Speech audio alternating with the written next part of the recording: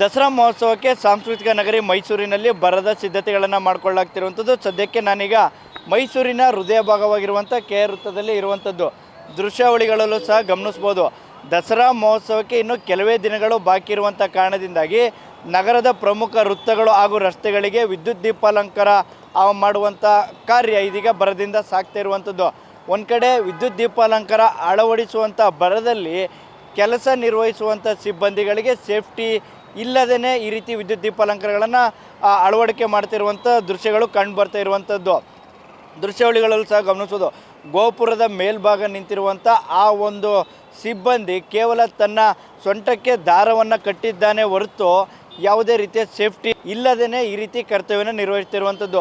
ವಿದ್ಯುತ್ ದೀಪಗಳನ್ನು ಅಳವಡಿಸುವಂಥ ಸಂದರ್ಭದಲ್ಲಿ ಕೆಲವೊಂದಷ್ಟು ಮುಂಜಾಗ್ರತಾ ಕ್ರಮಗಳನ್ನು ತೆಗೆದುಕೊಳ್ಬೇಕು. ಕೈಗೆ ಗ್ಲೌಸ್ ಹಾಕ್ಕೊಳ್ಬೇಕು. ಕರೆಂಟು ಪಾಸ್ ಆದಂಥ ಸಂದರ್ಭದಲ್ಲಿ ಅದು ಅವಘಡಗಳು ಸಂಭವಿಸುವಂಥ ಸಾಧ್ಯತೆ ಇರುವಂಥದ್ದು. ಜೊತೆಗೆ ತಲೆಗೆ ಹೆಲ್ಮೆಟ್ಗಳನ್ನು ಹಾಕೊಳ್ಳುವಂಥದ್ದು. ಈ ಮೈಸೂರಿನ ಹ್ಯಾಬಿಟೇಟ್ ಮಾಲ್ನಲ್ಲಿ ಕರ್ತವ್ಯ ನಿರ್ವಹಿಸುತ್ತಿದ್ದಂಥ ಎಲೆಕ್ಟ್ರಿಕ್ ಸಿಬ್ಬಂದಿ ಓರ್ವ 4ನೇ ಮಹಡಿಯಿಂದ ಕೆಳಗೆ ಬಿದ್ದಂಥ ಪರಿಣಾಮ ಸಾವನ್ನಪ್ಪಿರುವಂಥ ಘಟನೆ ನಡೆದಿರುವಂಥದ್ದು.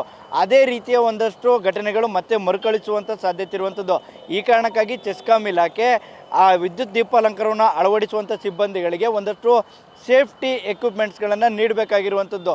ಮುಂಜಾಗ್ರತಾ ಕ್ರಮಗಳನ್ನು ಕೈಗೊಂಡು ಈ ರೀತಿ ವಿದ್ಯುತ್ ದೀಪಾಲಂಕಾರಗಳನ್ನು ಅಳವಡಿಸಿದಂಥ ಸಂದರ್ಭದಲ್ಲಿ ಯಾವುದೇ ಅನಾಹುತಗಳು ಸಂಭವಿಸದೇ ಇರುವಂಥದ್ದು. ಆದರೆ ಈ ರೀತಿ ಸೇಫ್ಟಿ ತೆಗೆದುಕೊಳ್ಳದೇ ಇರುವಂಥ ನಿಟ್ಟಿನ ಮುಂಜಾಗ್ರತಾ ಕ್ರಮವನ್ನು ತೆಗೆದುಕೊಳ್ಳದೆ ಈ ರೀತಿ ಕರ್ತವ್ಯವನ್ನು ನಿರ್ವಹಿಸಿದಂಥ ಸಂದರ್ಭದಲ್ಲಿ ಅದು ಎಲ್ಲೋ ಒಂದು ಕಡೆ ಅನಾಹುತಗಳಿಗೆ ಎಡೆ ಮಾಡಿಕೊಟ್ಟಂಥ ಸಂದರ್ಭದಲ್ಲಿ ದಸರಾ ಮಹೋತ್ಸವಕ್ಕೆ ಇದು ಒಂದು ರೀತಿಯ ಕಪ್ಪು ಚುಕ್ಕಿಯಾಗಿ ಉಳಿದುಕೊಳ್ಳುವಂಥ ಸಾಧ್ಯತೆ ಇರುವಂಥದ್ದು. ಈ ಕಾರಣಕ್ಕಾಗಿ ಚೆಸ್ಕಾಂ ಇಲಾಖೆಯು ಸದ್ಯಕ್ಕೆ ವಿದ್ಯುತ್ ದೀಪಾಲಂಕಾರಗಳನ್ನು ಅಳವಡಿಸುವಂಥ ಸಿಬ್ಬಂದಿಗಳಿಗೆ ಒಂದಷ್ಟು ಸೇಫ್ಟಿ ಅಂದರೆ ಮುಂಜಾಗ್ರತಾ ಕ್ರಮಗಳನ್ನು ತೆಗೆದುಕೊಂಡು ಸೇಫ್ಟಿ ಎಕ್ವಿಪ್ಮೆಂಟ್ಗಳನ್ನ ತೆಗೆದುಕೊಳ್ಳುವುದರ ಮೂಲಕ ದೀಪಾಲಂಕಾರವನ್ನು ಮಾಡಲಿಕ್ಕೆ ಮುಂದಾಗಿದ್ದರೆ ಅದು ಎಲ್ಲ ಒಂದು ಕಡೆ ಈ ರೀತಿಯಾದ ಅನಾಹುತಗಳಿಂದ ತಪ್ಪಿಸ್ಕೊಳ್ಬೋದಾಗಿರುವಂಥದ್ದು. ಕ್ಯಾಮ್ರಾಮನ್ ಸಂಜಯ್ ಜೊತೆ ಅನಿಲ್ ರಾಜೇಶ್, ಪ್ರಜಾನುಡಿ, ಮೈಸೂರು.